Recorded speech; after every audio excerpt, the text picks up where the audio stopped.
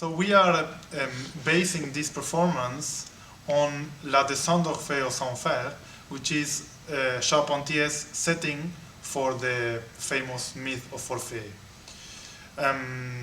But together with this piece, we are also performing other pieces of Charpentier, which also show the variety of the styles in which he composed. Well, the nice thing is that we are actually using such a variety, such a palette of colors, that we are trying to show all the possible emotions. So you have moments which are really, really funny, other moments which have deep emotions, other moments which are contemplative, other which are sad. So I think as an audience, if you come to La Troupe d'Orphée, you will just experience a lot of colors, and you will always be kind of on the front of your seat. Okay, what is coming next? Because it is so versatile that it's always also a bit unexpected.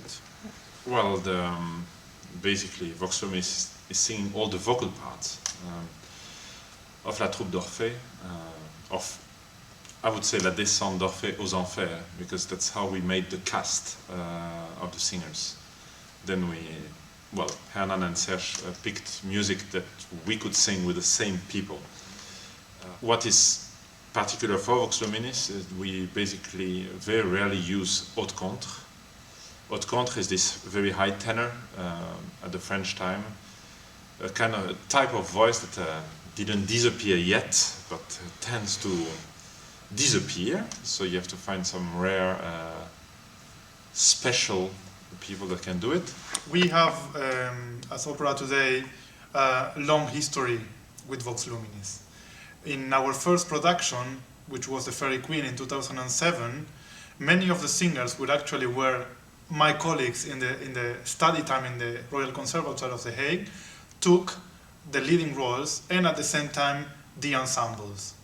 From that moment on, many of those singers actually developed a really fantastic international career as a soloist, and many of those singers, led by Lionel, had the path on a soloistic ensemble, which is Vox Luminis.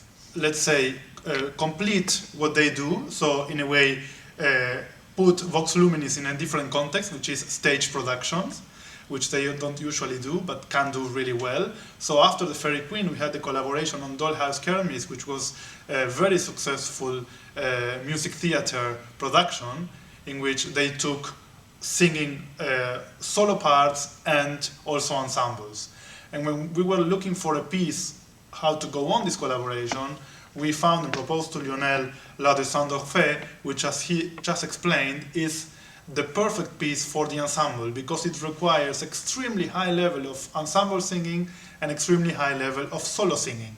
And they can do both very well. So in that sense, Vox Luminis is a perfect ensemble for this project. This year is very special for us. We are celebrating our 10th anniversary. My mission as a leader is to keep my ensemble together, but also regularly to challenge the ensemble. And this is a perfect way to challenge an ensemble. We have never done an opera, and here we are starting.